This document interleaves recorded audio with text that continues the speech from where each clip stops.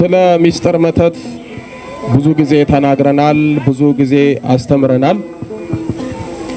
የሚስጥር መተት ህይወታችሁ ለናንተም ለቤተሰብም ለወዳጅ ለጓደኛም ሚስጥር ነው። የሚስጥር መተት ያለበት የችግሩን ሚስጥር አያውቅም፣ የችግሩ መፍትሄውንም አያገኝም። ህይወት ሁሉ እንቆቅልሽና ሚስጥር ነው። በነገራችን ላይ መተት የሚስጥር መተት ሁለቱም አንድ ናቸው። የድል መተትም የሰላቢ መተትም የአእምሮ የትምህርት መተትም ሁሉም መተት ያው መተት ነው። የሚስጥር መተት ከመተት የሚለይበት ከመተት ጋር አንድ የሚሆንበት አለ። የሚስጥር መተት እንደ መተትነቱ መተት ነው። ነገር ግን ከመተት የሚለየው የሚስጥር መተት ሁለት ሶስት ነገሮችን ይዛል። የመጀመሪያው የሚስጥር መተት ማን እንደመተተባችሁ፣ ማን እድላችሁን እንደወሰደባችሁ፣ ማን ምን እንዳረጋችሁ አታውቁም። ሁለተኛ የትኛው ደብተራ እንደመተተባችሁ አታውቁም። ሶስተኛ ራሳችሁም ችግራችሁን አታውቁም። ከመተት ሁሉ የሚስጥር መተትን መርጠው የሚያስመትቱት ወይም የሚልኩት አንደኛ የሚስጥር መተት የሚደገመው የኔ በምትሉት በጣም የቅርብ ሰው ምናልባት ቤተሰቡላ ሊሆን ይችላል። የምታምኑት አብራችሁ የበላችሁ የጠጣችሁ የሰራችሁ የቅርብ ጓደኛችሁ ወይም ደግሞ ወዳጃችሁ የሥራ ባልደረባችሁ ሊሆን ይችላል። ስለዚህ ይሄ ሰው ወይም እነዚህ ሰዎች እናንተ ላይ መተት ሲያረጉ ጓደኛ ናችሁ፣ ወዳጅ ናችሁ፣ ቤተሰብ ናችሁ። በኋላ ጸበል ሄደው ሚስጥሩ ከታወቀ በቀላሉ ትቀያየማላችሁ። እነዛም ሰዎች የእናንተን እድል አይተው አስነብበው ማንነታቸው እንዳይታወቅ የቅርብ ሰው ስለሆኑ ለመታችሁ ምን ይሉታል? ማንነቴ ከታወቀ ችግር ነው፣ ጓደኛዬ ነው፣ ጓደኛዬ ናት፣ ወዳጄ ነው፣ ወዳጄ ናት፣ ቤተሰብ ነው፣ ቤተሰብ ናት። ስለዚህ እንዳይታወቅ አድርግልኝ።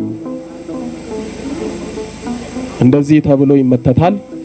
አጋንንቱ ገብቶ ህይወት ካበላሸ በኋላ ተናገር ዝም፣ ጸበል ብትሄዱ ብትጠመቁ ዝም፣ ብትሰግዱ ዝም፣ ብትጸልዩ ዝም፣ ስጋው ደግሞ ብትቀበሉ ዝም። ምንድነው ይሄ ሁሉ ችግር እያለብኝ ህይወቴ ተመሰቃቅሎ ምንድነው ሚስጥር የሆነብኝ ትላላችሁ።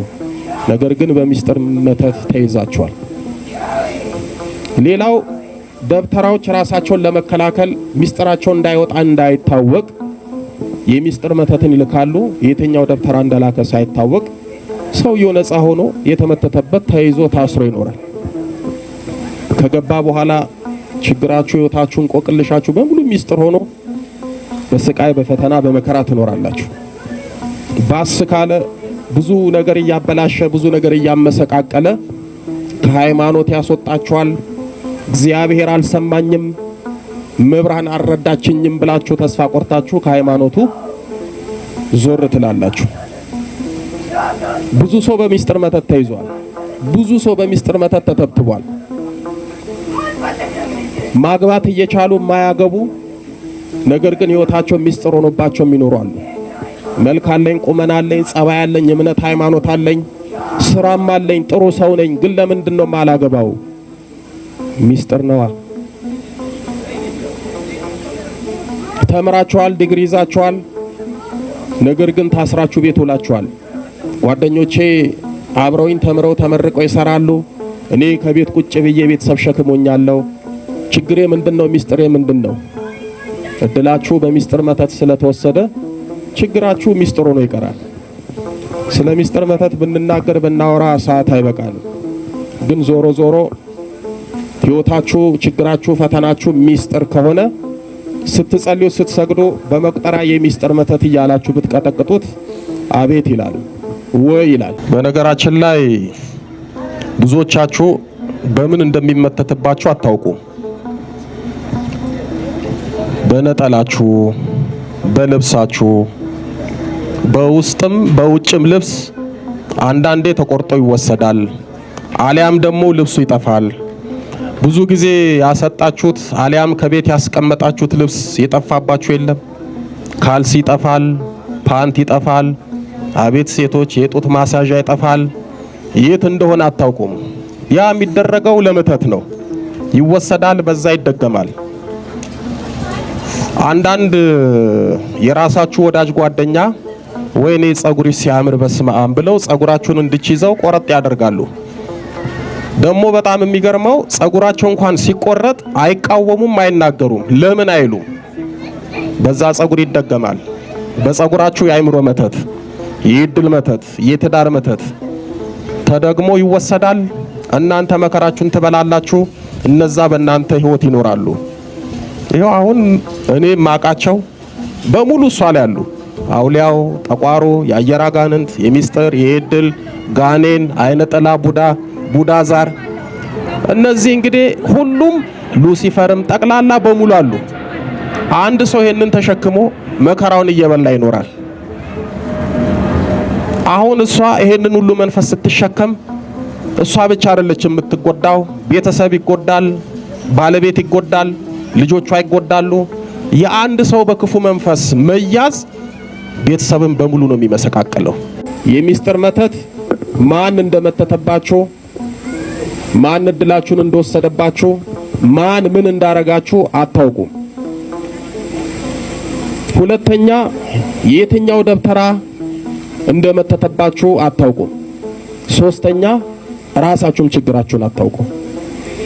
ከመተት ሁሉ የሚስጥር መተትን መርጠው የሚያስመትቱት ወይም የሚልኩት አንደኛ የሚስጥር መተት የሚደገመው የኔ በምትሉት በጣም የቅርብ ሰው ምናልባት ቤተሰቡላ ሊሆን ይችላል።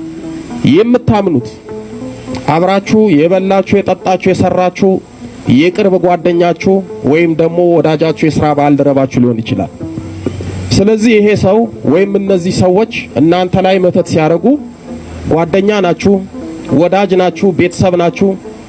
በኋላ ጸበል ሄደው ሚስጥሩ ከታወቀ በቀላሉ ትቀያየማላችሁ። እነዛም ሰዎች የእናንተን እድል አይተው አስነብበው ማንነታቸው እንዳይታወቅ የቅርብ ሰው ስለሆኑ ለመታችሁ ምን ይሉታል? ማንነቴ ከታወቀ ችግር ነው፣ ጓደኛዬ ነው፣ ጓደኛዬ ናት፣ ወዳጄ ነው፣ ወዳጄ ናት፣ ቤተሰብ ነው፣ ቤተሰብ ናት። ስለዚህ እንዳይታወቅ አድርግልኝ። እንደዚህ ተብሎ ይመተታል። አጋንንቱ ገብቶ ህይወት ካበላሸ በኋላ ተናገር ዝም፣ ጸበል ብትሄዱ ብትጠመቁ ዝም፣ ብትሰግዱ ዝም፣ ብትጸልዩ ዝም፣ ስጋው ደግሞ ብትቀበሉ ዝም። ምንድነው ይሄ ሁሉ ችግር እያለብኝ ህይወቴ ተመሰቃቅሎ ምንድነው ሚስጥር የሆነብኝ ትላላችሁ። ነገር ግን በሚስጥር መተት ተይዛችኋል። ሌላው ደብተራዎች ራሳቸውን ለመከላከል ሚስጥራቸው እንዳይወጣ እንዳይታወቅ የሚስጥር መተትን ይልካሉ። የትኛው ደብተራ እንደላከ ሳይታወቅ ሰውየው ነፃ ሆኖ የተመተተበት ተይዞ ታስሮ ይኖራል። ከገባ በኋላ ችግራችሁ፣ ህይወታችሁን፣ ቆቅልሻችሁ በሙሉ ሚስጥር ሆኖ በስቃይ በፈተና በመከራ ትኖራላችሁ። ባስ ካለ ብዙ ነገር እያበላሸ ብዙ ነገር እያመሰቃቀለ ከሃይማኖት ያስወጣችኋል። እግዚአብሔር አልሰማኝም፣ መብራን አልረዳችኝም ብላችሁ ተስፋ ቆርጣችሁ ከሃይማኖቱ ዞር ትላላችሁ። ብዙ ሰው በሚስጥር መተት ተይዟል። ብዙ ሰው በሚስጥር መተት ተተብትቧል። ማግባት እየቻሉ ማያገቡ ነገር ግን ህይወታቸው ሚስጥር ሆኖባቸው የሚኖሩ አሉ። መልክ አለኝ፣ ቁመና አለኝ፣ ጸባይ አለኝ፣ እምነት ሃይማኖት አለኝ፣ ስራም አለኝ፣ ጥሩ ሰው ነኝ፣ ግን ለምንድነው ማላገባው? ሚስጥር ነዋ። ተምራችኋል፣ ዲግሪ ይዛችኋል፣ ነገር ግን ታስራችሁ ቤት ውላችኋል። ሰዎች እስኪገረሙና እስኪደነቁ ድረስ በአንድ ጊዜ አለባበሳችሁ ዝርክርክ ይላል። ለአለባበሳችሁ ግዴለሾች ትሆናላችሁ። ልብስና ጫማ ስትገዙ ለወጣት ሳይሆን ለአዛውንት የሚሆኑ ነው የምትገዙት። አካሄዳችሁም ተቀይሮ አቀርቅሮ ጀፍ ጀፍ እያላችሁ እያዘገማችሁ ትራመዳላችሁ። ነገረ ስራችሁ በሙሉ የጎልማሳ የወጣት ሳይሆን የአዛውንት የአሮጊት ይሆናል። በነገራችን ላይ ስራ መስራት እየቻሉ የማይሰሩ ከቤት ተጎልቶ የሚውሉ ሰዎች ከኮሌጅ ከዩኒቨርሲቲ ተመርቀው ዞር ዞር ብለው ስራ የማይፈልጉት ማስታወቂያ የማዩት ቤት የሚጎለቱት ሰዎች ከስራ በራሳቸው ፈቃድ ለቀው ከቤት ያለ ስራ የሚውሉት ሰዎች ቆማጣ አንዱ ወይም ሁለቱ እግሩ ሽባ የሆነ ደብተራ የመተተባቸው ሰዎች ናቸው። የመተተባቸውን ደብተራ አካል ይዋረሱና አይሰሩም፣ ከቤት አይወጡም። ቤት ውስጥ ሲገላበጡ፣ ሲተኙ፣ ሲቀመጡ፣ ሲበጠብጡ ይኖራሉ። የደገመባችሁ ደብተራ አይነ ስውር ከሆነ አይናችሁን በድንገት ይጋርዳችኋል፣ ለማየት ትቸገራላችሁ። በተለይ ጤነኛ አይን እያላችሁ ጸሎት ስትጸልዩ፣ ለምሳሌ አርጋኖን፣ ሰይፈ ሥላሴን ስትጸልዩ ፊደሉ አይታያችሁም። ቢታያችሁም ፊደሉ ተደራርቦ ለማየት ለመለየት ትቸገራላችሁ። ፊደሎቹ አይናችሁ ላይ ይርመሰመሳሉ። ይህ ምልክት ደብተራው ወይም ደጋሚው ላይ ያለው የአካል ችግር በላኮ መተት አማካኝነት የደብተራውን አካል ስትዋረሱ ነው። ሌላው መተት የተመተተበት ሰው ጠባዩን እጅግ የሚያከፋውና የሚቀያየረው በመተት የገባውን አጋንንት ጠባይ ስለሚዋረስ ነው። የመተት አጋንንት ውስጣችን ሲገባ በቀን ውስጥ ብዙ ተለዋዋጭ ጠባይ ይኖረናል። የተናገርነውን አናውቅም፣ አናደርግም፣ በቃላችን አንገኝም። ምን እየሆንንና ምን እንደሆንን ሁሉ ለእኛም ለሰዎችም ግራ እንሆናለን። በአጠቃላይ ይህ ነው የሚባል የሚጨበጥ ለሰዎች የሚገለጥ ጠባይ አይኖረንም። እንደውም ግራ የሚያጋባ ከማንኛውም ሰው ጋር የማያግባባ ጠባይ ነው የሚኖረን።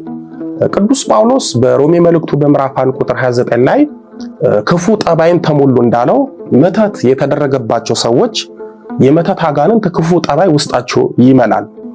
ለምሳሌ መተት የተደረገበት ባል ሚስቱን በድንገት ይጠላል። ቀድሞ ይሰጣት የነበረውን ፍቅርና ክብር በአንድ ጊዜ ተዋል። ከሷ ጋራ ሲተኛ የገዛ ሚስቱ አካል የሌላ ሰው አካል ይመስለዋል። በዚህም ስሜቱ ይቀዘቅዛል፣ ፍላጎቱ ይሞታል። ከሚስቱ ጋራ አይደለም አብሮ መተኛት ማየት ያስጠላዋል። ሚስቱን ይደበድባል፣ ልጆቹን ይመታል። ሚስት መተት ከተደረገባት ለባሏ ያላት ፍቅርና ክብር በድንገት ይጠፋል። ባሏን ያለ ምክንያት ትጠላለች፣ ትደበድባለች። ልጆቿን በረባውም ባልረባውም በጥፋታቸውም ያለ ጥፋታቸውም ትመታለች። ለምን? ውስጣዊ ጠባይዋ በመተት አጋንንት ክፉ ጠባይ ስለተመላ። ቅዱስ ጳውሎስ ክፉ ጠባይ ተሞሉ እንዳለው ብዙዎች በድንገትና በጊዜ ሂደት ክፉ ጠባይ የሚሞሉት ክፉም የሚሆኑት በክፉ መናፍስትና በመተት ጠባይ ነው። ቅዱስ ጳውሎስ በአንደኛ ቆሮንቶስ በምዕራፍ 5 ቁጥር 13 ላይ ክፉን ከመካከላችሁ አውጡት እንዳለው መተት የተደረገባቸው ሰዎች አውቀው ነቅተው በጾም በጸሎት በስግደትና በቅዱስ ቁርባን ሕይወት ክፉን መተት ከመካከላቸው ካላስወጡ በሕይወታቸው ሲበጠበጡ ይኖራሉ። ከባሰ ደግሞ ምናልባት ሕይወታቸውንም ሊያጡ ይችላሉ። ለምሳሌ አንድ ተማሪ በእውቀቱ መተት ሲደረግበት በመጀመሪያ የተፈጥሮ ዕውቀቱን በመተት አጋንንት እንዲያጣ ሲያደርጉት አንደኛ መተቱን ያስመተተበትን ሰው ጠባይ ይዋረሳል። ያስመተተበት ሰው ድንዝ ያለ ሙልጭ ያለ ሰነፍ ከሆነ የተመተተበት ተማሪም በድንገት ድንዝ ይላል፣ ከጉብዝና ወደ ስንፍና ይሸጋገራል። ሁለተኛ ተማሪው መተቱን የመተተበትን ሰው ጠባይ ይዋረሳል። ጠባዩ ተገልብጦ ሌላ ሰው ይሆናል። ሶስተኛ በመተት ወደ ሕይወቱ የገባበትን አጋንንት ጠባይ ይዋረሳል። አጋንንቱ አፍዝዞ አደንዝዞ ትምህርት አስጠልቶት ትምህርት አስትቶት ከትምህርት ሕይወት ያስወጣዋል። ምናልባት ተማሙቶ ቢማር እንኳን ዩኒቨርሲቲ የሚያስገባውን ውጤት ማምጣት አይችልም። መተቱ በምንሰራው ስራ የተመተተብን ከሆነ የምናሳየው ጠባይ ስራውን መጥላት፣ ስራ ቦታ ማንቀላፋት፣ በአግባቡ አለመስራት፣ ስራው አልገፋ ማለት፣ ብቃት ማጣት ወይም መቀነስ፣ ድንገተኛ ህመምና ድብርት፣ ተለዋዋጭ ጠባይ መኖር፣ በስራው ችሎታ ወደ ተሻለ ከፍታ ከፍ አለ ማለት፣ ሰርቶ ባገኘው ገንዘብ በረከት ማጣት ወይም በገንዘቡ ምንም ቁም ነገር ሳይሰራ ማባከን ወዘተ ናቸው። ስለዚህ ሰውየው ላይ እንደተመተተበት የመተት አይነት በየፈርጁ የተለያዩ ችግርና ጠባይ በሕይወቱ ይታያል፣ ያስተናግዳል።